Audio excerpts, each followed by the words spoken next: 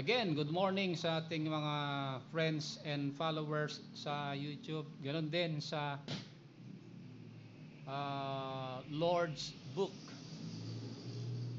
Ang Lord's Book natin, channel natin, can reach all the way to mga friends and supporters, subscribers natin all over the world, particularly dito po sa India. Okay, may mga supporters, subscribers tayo dyan na watching sa ating mga channel. Okay. So sa YouTube channel natin 'yan.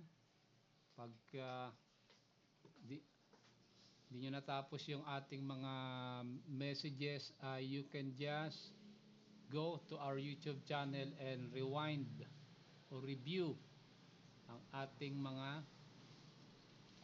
lesson na napag-aralan na marami na ano po. Okay.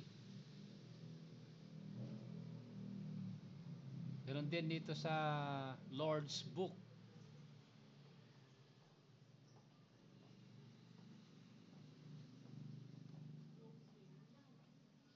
Ha?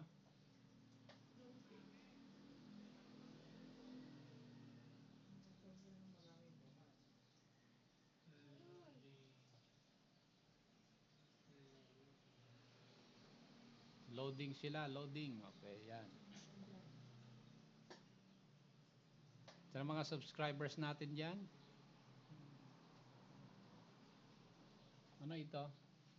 View profile. Okay, you can also follow us dito sa Lord's Book. Pagka nagkayo po ay kakaroon ng problem, signal, tulad ngayon, ano po, hindi nating signal. So, may mga subscribers tayo dyan that are following our lessons. Ano po. So, go back sa ating text dito po sa Isaiah 27 verse number 1, where the Bible says, a prophecy, in that day the Lord with his sword and great and strong sword shall punish Leviathan or Leviathan, the piercing serpent, even Leviathan, that crooked serpent, and he shall slay the dragon that is in the sea. So dito po sa Isaiah 27 verse number 1, we can see clearly ito pong creature na binabanggit na Leviathan is also known as the dragon that is in the sea. Now, hold that thought dahil marami po tayong pupuntahan na verses. Actually, ito pong phraseology na ginamit ni Isaiah has been carried all the way. The same thing nitong Leviathan kay Job has been carried hanggang po dito sa saan na ba yan? Book of Revelation. Ano po? So, we will go to the book of Revelation. Ang daming verses na pupuntahan natin ngayong umaga. At hoping na matapos po natin itong lesson natin ngayon dahil ito ay part 2. Part 2 na po ito, ano po. So, ito pong phraseology in the Old Testament about this particular creature has been carried all the way dito po sa Revelation chapter 13. And I stood upon the sand of the sea and saw a beast rise up out of the sea, having 7 heads, 10 horns, and upon his 10 horns 10 crowns, and upon his heads the name of blasphemy. Okay. Now this is the end time prophecy about the coming of the Antichrist, Satan himself, and the false prophet. So 3 in 1 ang ating study ngayon about this particular creature mentioned po dito sa aklat ng ah, mga prophets, Isaiah, Jeremiah, and even dito po kay Job, chapter 41, verse number 1. Napuntahan na ba natin yung Jeremiah? So Jeremiah, hindi pa, pero ito po yung prophecy. If we can go to Jeremiah, puntahan natin quickly. In the book of Jeremiah, chapter 51. Okay.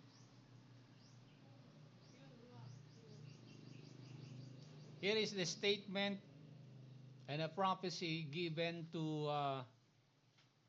the kingdom of Babylon, but specifically has a end time connotation sa verse number 13. 13. Yan. Where the Bible says, and the word of the Lord came unto me the second time saying, 50, ano to? Ay, I'm sorry, chapter 1 pala yan. Chapter 51. Chapter 51. Yan, verse number 13. 13. Ito na ba yung 13? Okay. O thou that dwellest upon many waters, abundant in treasures, thine end is come, and the measure of thy covetousness.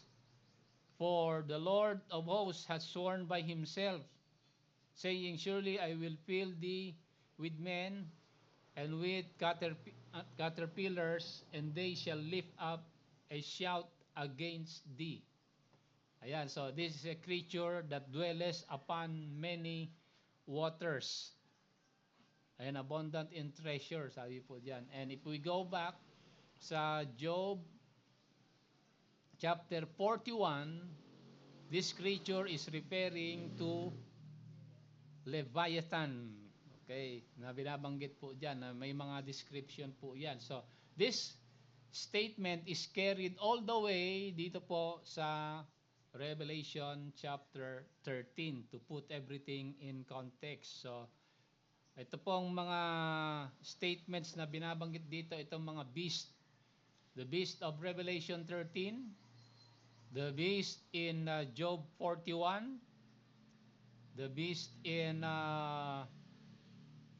Isaiah 27, na binabanggit diyan, the Lord will punish Leviathan, the piercing serpent, the crooked serpent, and the dragon that is in the sea.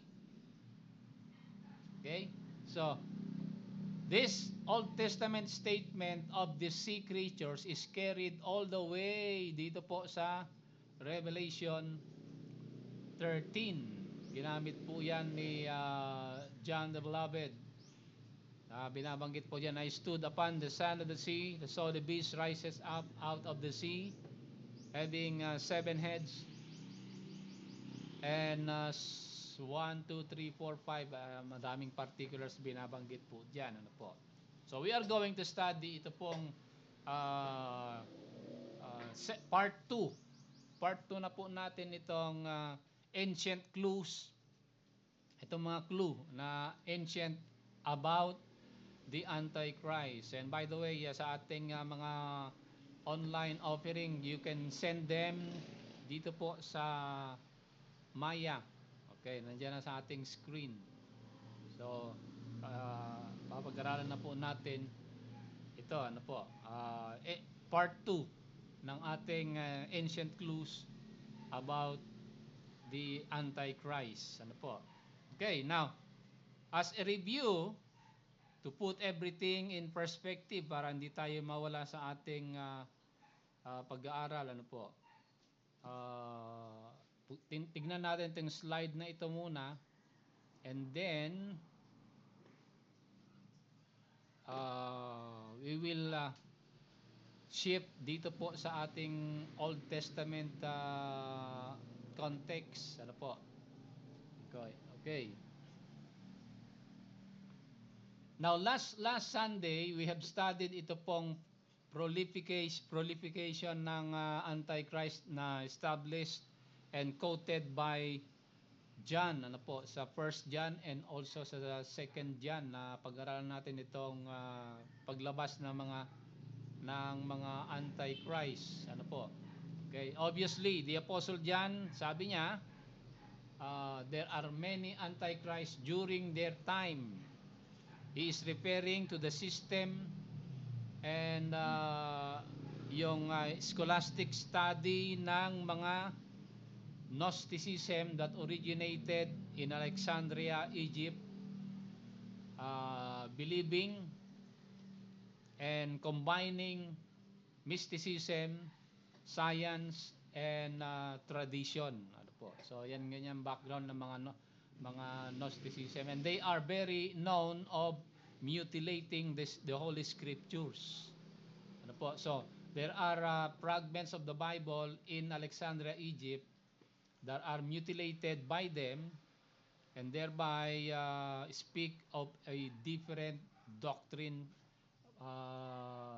So such argument, ano po, verses or parts of the scripture can be confirmed by the Byzantine manuscript po naman para malaman natin yung exact meaning. So, by the way, during the Apostle John's time, ano po, the Antichrist, sabi niya, or the Antichrists, plural, are already in the world, and we know that it is the end time. Sabi niya. So, we know for sure from the Apostle John hanggang sa kapanahonan natin, the Antichrist is not just a person. It's not just a system, but it is a government.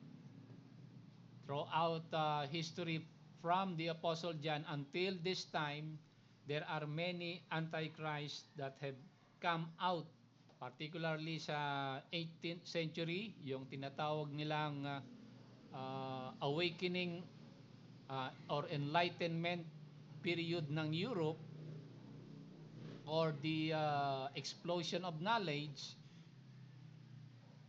The same thing, yung mga religious groups po naman, most of them are false, have started, for example, not to mention ito pong dalawa, not to mention ito pong religion na tinayo ni Muhammad, yung Islam, okay, na so is Christianity or Catholicism are fragmented in many shapes and form, kaya ang kaguluhan, ang mga wars sa Middle East is not because of Christianity, but the awakening or yung mga fragmentation ng mga Islam. There are 4 major fragments or branches of Islam. Basically there are 2, yung mga Sunnis at saka yung mga Shias. They have waged war against one another in a period of 1,500 years. Simula nung when Muhammad started Islam, and ang kanyang mga pamilya, kasi ang family ni Muhammad ay he married, by the way, the Prophet Muhammad daw has 11 wives. From 9 years old to 60 years old. Yan ang mga asawa niya daw, according to history. So, maraming mga pamilya yan, and within his family nagkaroon ng mga family feud. Siya nagpasimula ng Family Feud. Ano po? Okay. So, some of them separated from Muhammad, yung mga Shia, dahil they do not agree with his teaching. Ano po? Particularly doon sa kanyang life and works of Muhammad, ano, yung tinatawag na libro po nila, ano po, about his lives and work, ano po. So meron pong disagreement ang Sunni and Shia, started by a mere feast. Nagkaroon sila ng handaan, nagkaroon ng piyesta. Okay? At yung kabila, according to history, ay nagluto sila, naghain sila ng mga masasarap na pagkain, ibinigay kay Muhammad, not knowing naman ni Muhammad na mayroong poison. So ipo-poison siya, papatayin siya, ano po, dahil they do not agree. Opo. Okay? So doon nagsimula yung family feud ng Islam, ano po. So they separated the Sunni and the Shia because of that act ng kaguluhan doon sa kanyang pamilya, ano po. So that is from 630, if I'm not mistaken,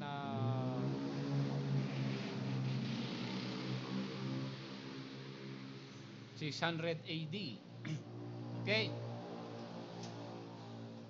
And then also, throughout history, kita natin sa ating screen, lumabas din diyan ang mga in America, itong founder ng Seventh-day Adventist, si Ellen G. White. Kasamaan niya naman, ano po, halos magkakasabay yung mga ito, si Mary Eddy Baker Patterson ng Christian Science. Okay? Pinagsama niya yung Christianity daw and principles of science. Okay. But neither. Ganun din itong lumabas din itong mga Mormonism ni Joseph Smith, and also itong Jehovah's Witnesses ni Charles Taze Russell. Ayan, ano po. Okay, so yan po yung mga recent mga antichrist or system of religion that is now sa ating mga kapanahunan, ano po. So let's go back dito sa ating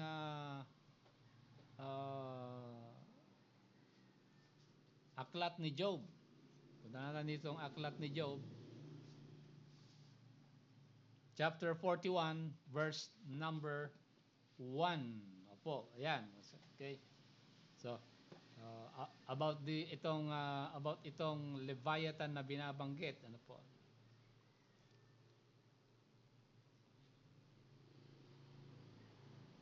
And also, sa ating lesson na pag-aralan din natin, ito pong binabanggit nating the four kingdoms. So, bumalik muna tayo sa ating mga recent slide, yung mga previous slides natin para po makita natin yung takbo ng ating pag-aaral ngayong umaga. Dali lang at naghahang ang ating signal. Okay, ayan.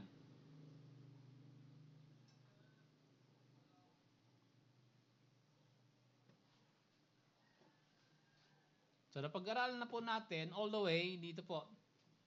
Now, we need to understand ito pong historical background po nito dahil ang sabi ng Panginoon dito po sa ating text, ano po? Sa ating text natin that He will punish the Leviathan, di ba? He will punish, asan yan? Itong aklat ni Isaiah 27 verse 1, in that day the Lord with his sore and great strong sword shall punish the Leviathan, that piercing serpent. Sabi, ano po. Now, kung itong Leviathan is just an ordinary dinosaur, kasi sabi sa mga commentaries, dinosaur daw ito, pero they are not sure. Ano ba itong Leviathan? Ano ba itsura nito? Ano ba itsura nito? Okay, malaman natin yung mamaya. But, one thing is for sure, sabi ng Panginoon, sa Isaiah 27 verse number 1, the day is coming, in that day. Anong day po ito? That is the end times, that is going back all the way dito po sa Revelation chapter, ano ba ito? Asan na ba yung Revelation natin? Oh, 13, tama. Okay, yan, sa Revelation chapter 13.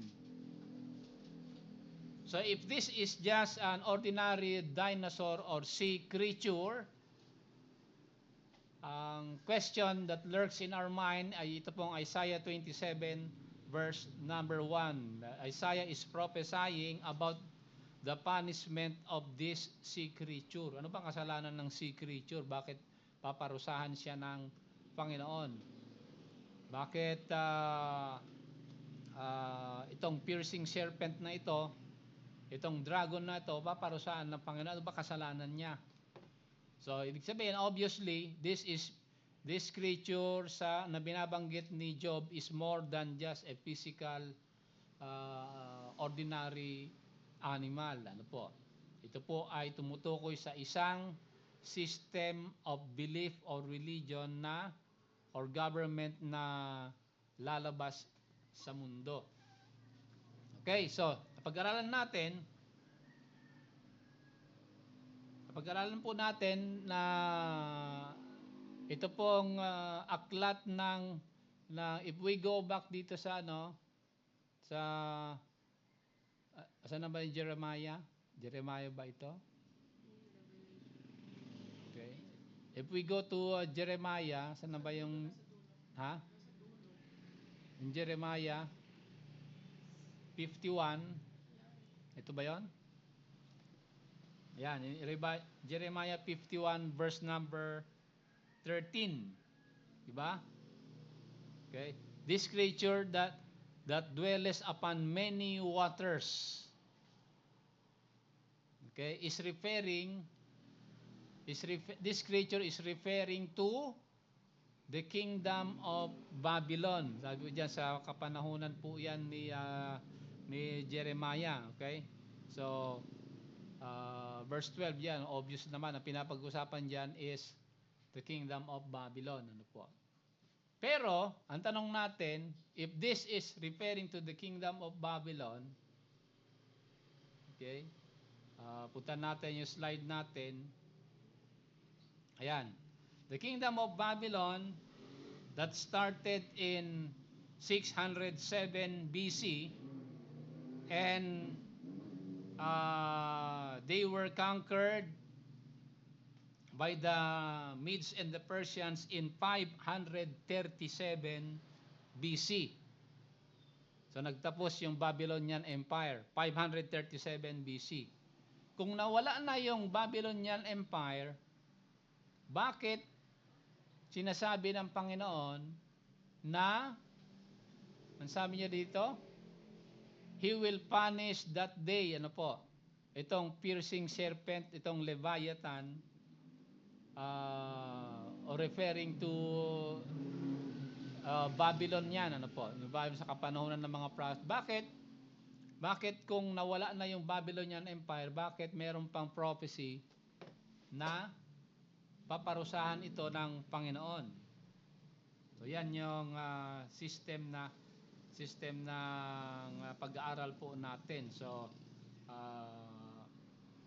marami tayong pupuntahan, ano po, mga kapatid. Okay. Now, alam po natin na itong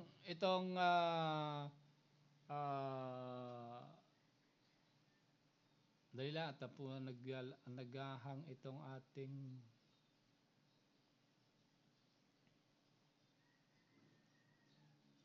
saan na ba yun? Yun lang at naghahang yung ating ano natin, internet natin, bagal. Okay, so napag-aralan din natin ito pong four-horned creature, di ba?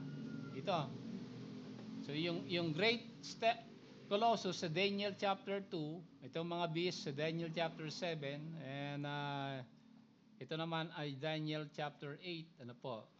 So Daniel chapter 8 and particularly sa Daniel chapter 11, yung mga four kingdoms, four horns that came out of a single horn, or the Grecian Empire that were divided into four kingdoms, namely Greece, Turkey, Syria, and Egypt. And out of Syria came out a little horn. So yan yung takbo natin mga kapatid. Ano po? So ito nakikita po natin na we can see ito yung origin of the Antichrist. He will be coming out of Syria. Sabi dyan, according to Daniel chapter 8 and chapter 11. Ano po? Chapter 11 also. Okay?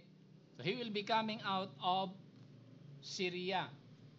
So that means the Antichrist has a Grecian descent.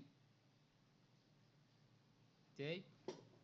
But if we take note naman itong chapter 11, yung a creature, ano po? So Daniel chapter 11, a creature that is diverse from all other creature. Okay? Na merong 10 horns, and out doon sa 10 horns came out a little horn, di ba? Nawala. The 3 horns were plucked out, sabi po doon ng Bible, and then a little horn came out. Now, referring yan sa corresponding sa ano ito? Iron Kingdom. So Babylon is brass, silver yung Medes and Persia. Ano ito? Bronze itong Grecia, and then iron itong Roman Empire. And then yung feet and toes of the great Colossus is part iron and part clay. So dito na yon sa end times po tayo. Diyan lumabas yung 10 kings or 10 horns. And out of those 10 horns, mawawala yung tatlo. They will be defeated by the little horn or the Antichrist. Ayan, ano po? Which is of Assyrian descent. Okay. So yan yung takbo ng ating pag-aaral about this clues po natin of the Antichrist, mga kapatid. Ano po? Okay, so puntahan po natin itong mga pag-aaral po natin tungkol sa Leviathan. Ayan, sa ano to? Anong book ito? Isaiah 27 verse number 1, mga kapatid. Okay, so yan ating mapupuntahan. Now, by context, puntahan muna natin yung characteristics ng Leviathan, ano po? Kasi they are in parallel with the characteristics of the Antichrist. All the way hanggang mula verse number 12. Actually, mula verse number 12, okay, hanggang sa last verse of Job chapter 41, he beholdeth all things. He is a king over all the children of pride. Okay, so yan.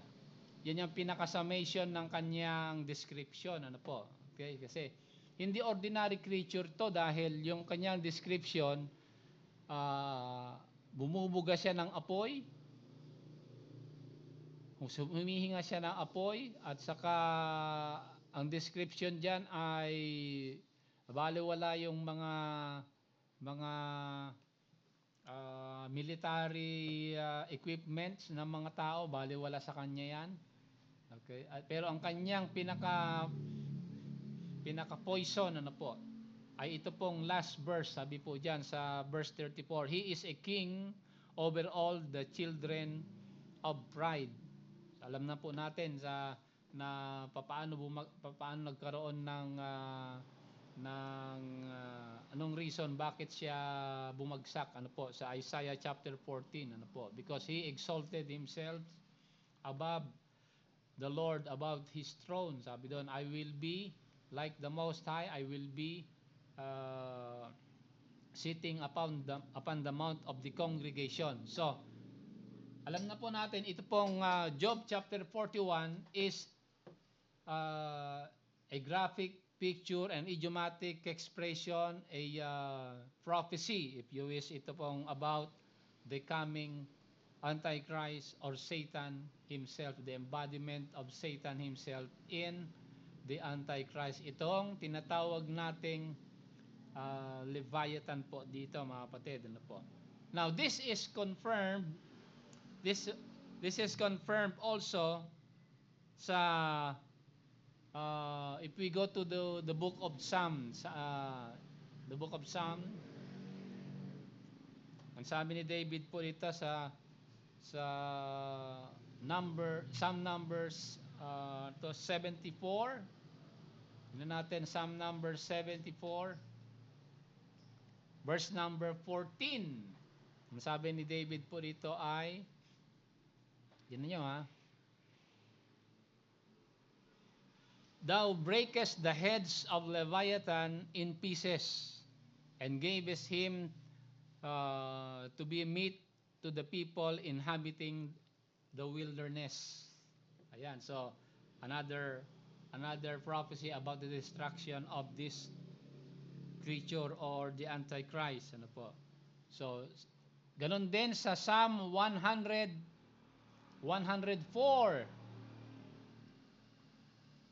verse number 26.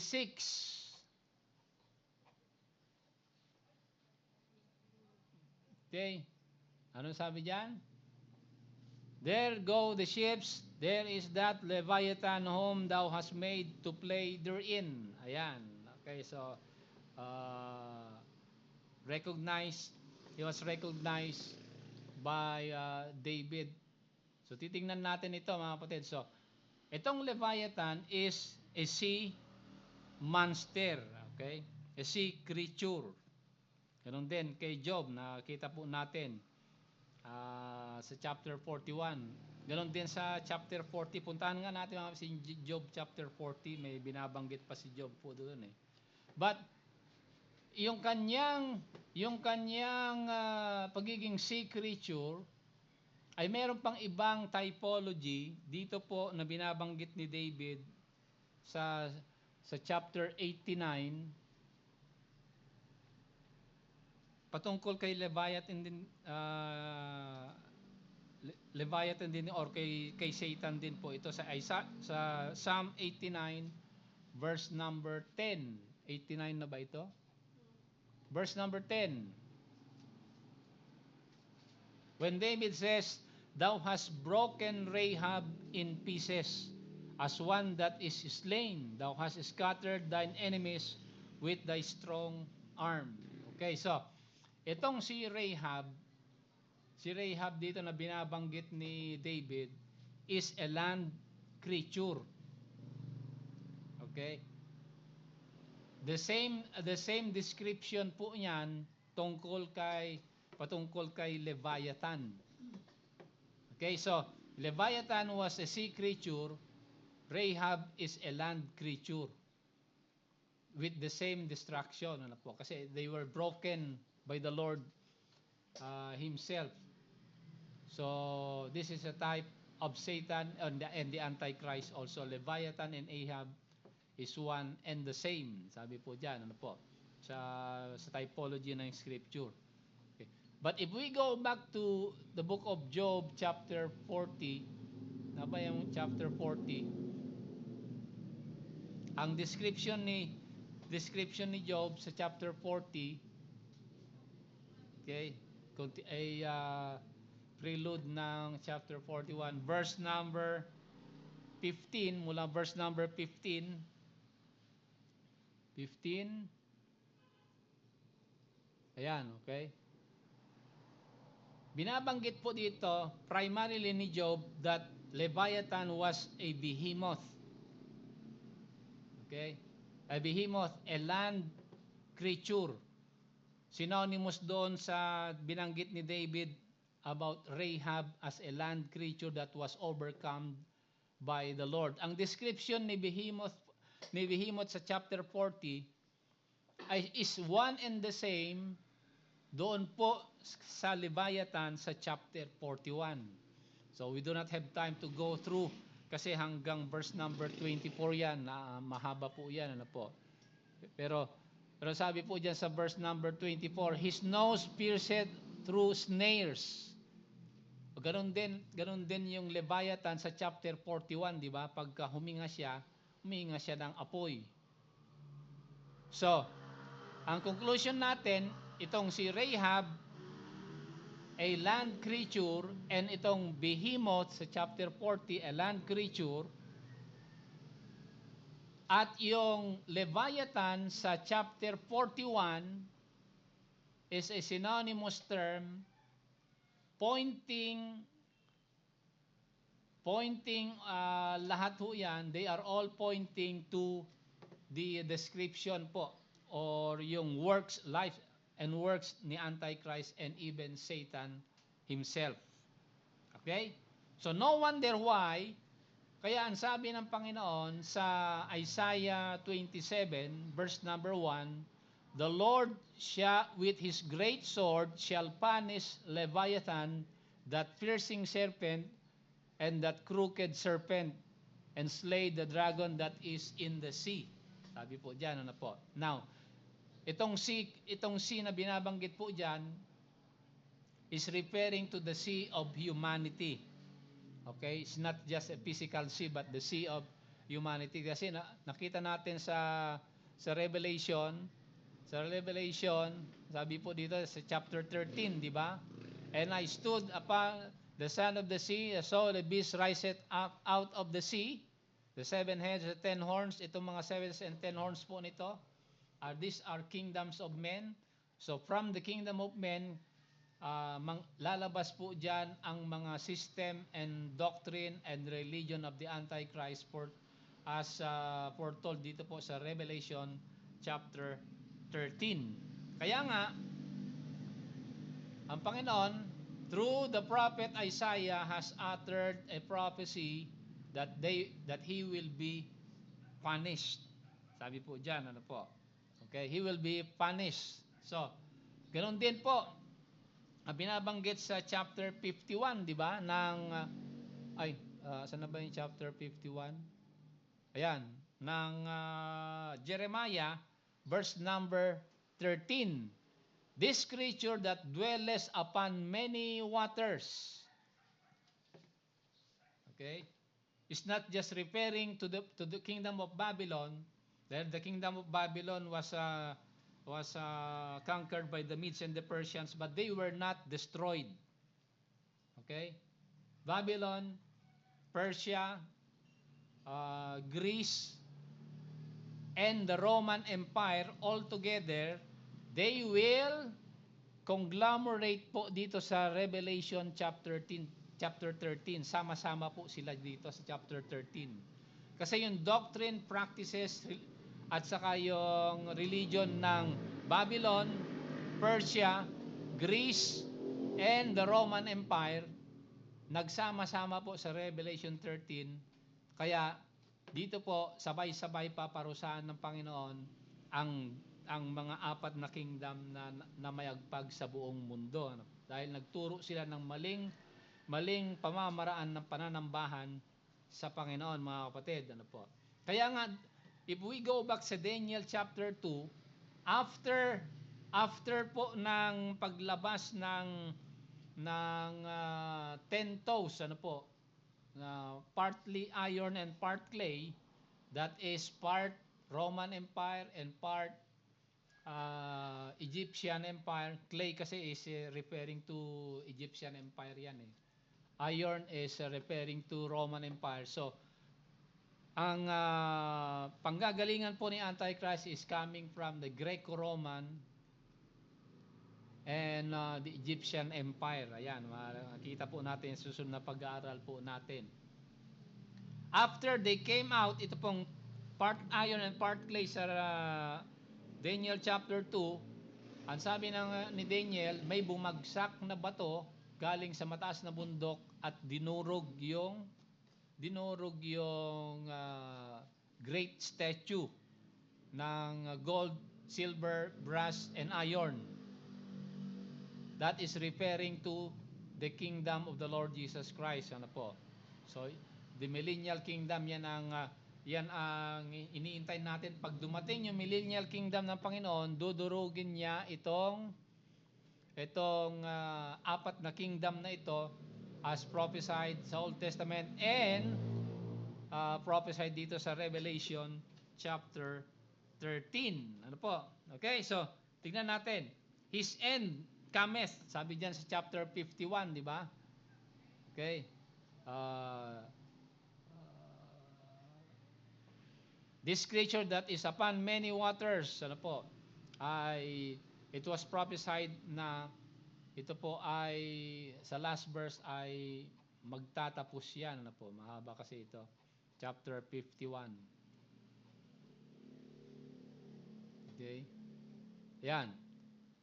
Thus shall Babylon sink and shall not rise from the evil that I will bring upon her, and they shall be weary, for thus far as the words of Jeremiah. Ano po? Okay, so dito nakita natin, when the kingdom of Babylon fell, they were taken by the Medes and the Persians, but Babylon himself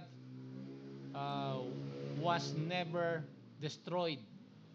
Ibig sabihin, yung kanilang system of government and religious practice nila, lumalabas yan sa buong mundo.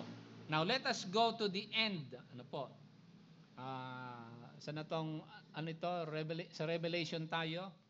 Puntahan po natin yung end ng 4 kingdoms or the beast or the blood, itong Antichrist. Ano po? So, alam na po natin na ang paggagalingan ni Antichrist is from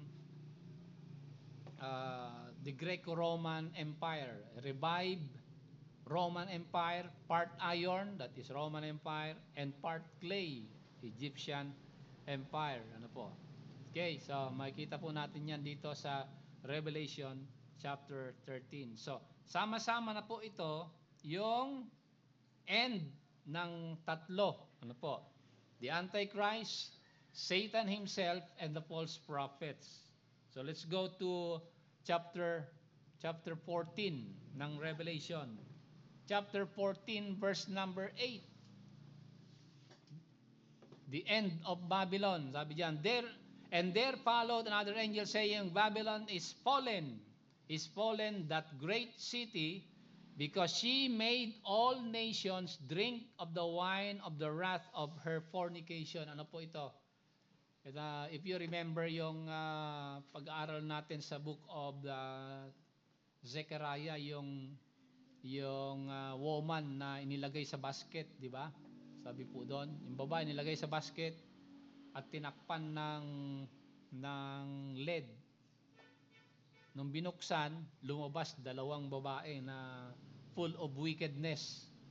Ibig sabihin, yan yung religious system ng Babylon that started in Shinar or Shinar, that was started by Nimrod himself, and go all the way back to Babylon again, to the original site kung saan nagsimula. Babalik din yung system of government nila. Ibig sabihin, if the religious system in Babylon is set up, that will be the signal of the coming of the Lord Jesus Christ. Ano po? So the Lord Jesus Christ cannot destroy Babylon unless it is set up first.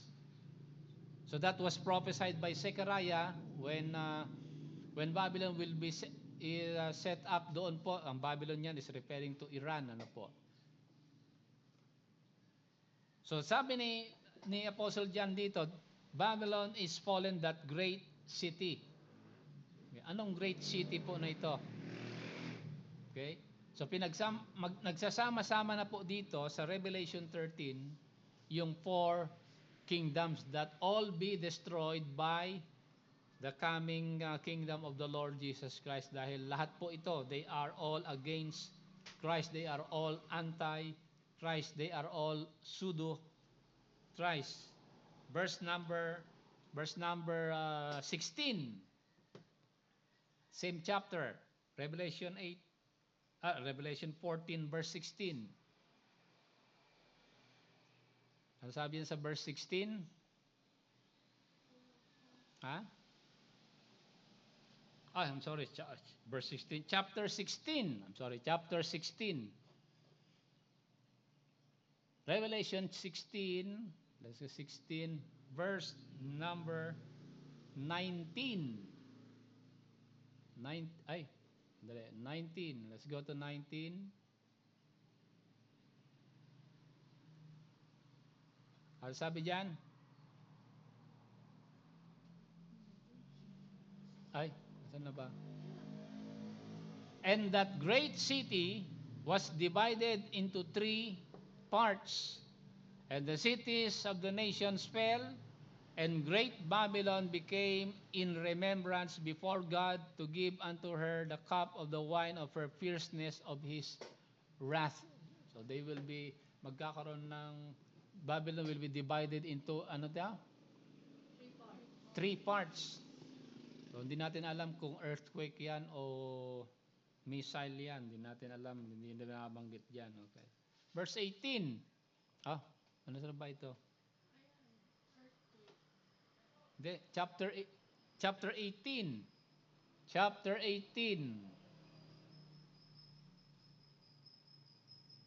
Chapter 18, verse number 2. Okay, ano sabi diyan?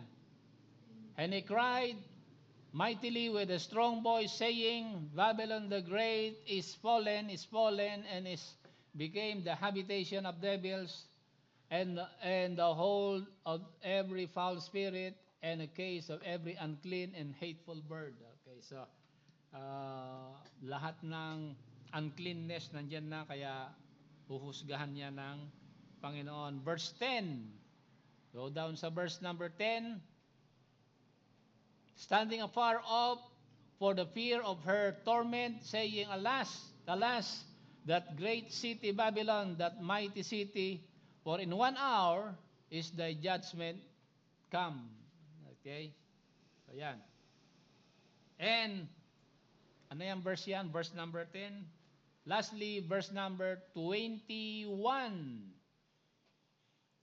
And a mighty angel took up a stone like a great millstone and cast it into the sea, saying, Thus with violence shall that great city Babylon be thrown down, and shall be found no more at all.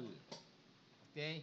Unlike doon sa Old Testament, when Babylon fell to the Medes and the Persians, yung kanilang system of government and religious system